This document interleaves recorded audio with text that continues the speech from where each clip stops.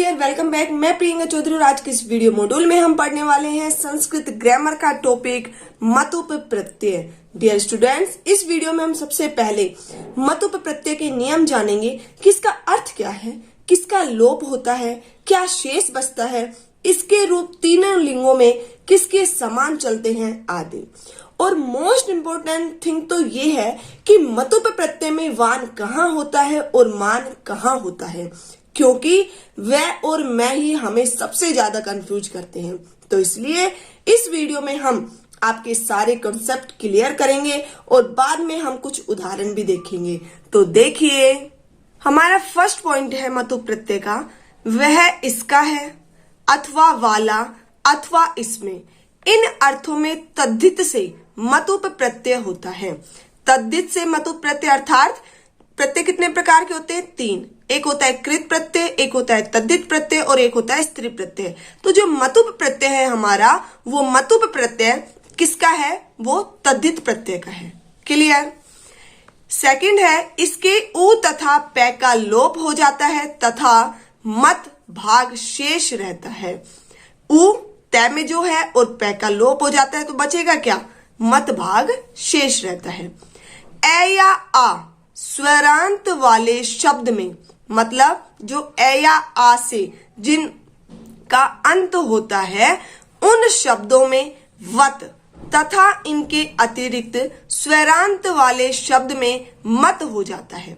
कहने से क्या अभिप्राय है कि जिन शब्दों के अंत में आपको ए या आ स्वर मिले, उनमें तो मत का क्या हो जाएगा? वत। और इनके अतिरिक्त कोई स्वर मिले, बाकी जो 11 स्वर बच गए, इनके अतिरिक्त अगर हमें वो मिलते हैं तो मत का मत ही रहता है। नेक्स्ट पॉइंट है उपधा में। अब बात आती है कि बेटा ये उपधा क्या होता है? तो जो अंतिम वर्ण है उसके पूर्व की ओर जो वर्ण होता है उसे क्या कहते हैं? उपधा। अंतिम वर्ण से पूर्व की ओर वाला वर्ण उपधा कहलाता है। कि उपधा में क्या हो? मैं या ए या आ हो तो मतुप का वत, वान, वती हो जाता है। अर्थात नपुंसकलिंग में वत, पुल्लिंग में वान और स्त्रीलिंग में वती हो जाता है। नेक्स्ट पॉइंट है, इसके रूप पुल्लिंग में भगवत के समान, स्त्रीलिंग में नदी के समान तथा नपुंसकलिंग में जगत के समान चलते हैं। ये थे हमारे मतुप प्रत्यय के 5 टॉपिक। में भी आपको क्लियर हो गए हो। तो अब देखिए इनके उदाहरण। देखो, इधर हमने शब्द लिखा हुआ है, फिर प्रत्यय लिखा हुआ है, फिर नपुंसकलिंग में क्या होता है, पुल्लिंग में क्या होता है और स्त्रीलिंग में क्या होता है। मतलब हमने यहाँ तीनों लिंगों के रूप लिख दिए। ठीक है बेटा।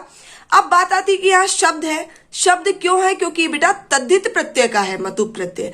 अगर कृत प्रत्यय का कोई प्रत्यय होता तो यहाँ क्या होती? धातु होती। ठीक है, क्योंकि कृत प्रत्यय क्या होते हैं? धातुओं के अंत में लगने वाले प्रत्यय, और तद्धित प्रत्यय शब्दों के अंत में लगने वाले। तो यहाँ ये तद्धित प्रत्यय का है मतुप प्रत्यय, इसलिए यहाँ शब्द है। देखिए, सबसे पहले हमारा धन, धन प्लस मतुप। अब बात आती है कि मतुप के उ और पै का लोप हो जाता है, क्या शेष बचता है? मत। उसके बाद सेकंड पॉइंट हमारा क्या था कि जिनके लास्ट में हमें ए या आ मिले, वहां तो मत का क्या हो जाता है? वत हो जाता है। अब यहाँ ये शब्द बेटा धन, धन में कौन सा स्वर है? ए है।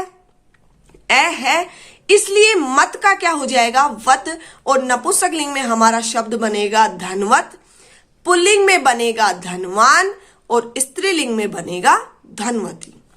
ऐसे ही नेक्स्ट है ज्ञान प्लस मतुप, वही लास्ट में न में ए स्वर है, इसलिए ज्ञानवत, ज्ञानवान और ज्ञानवती।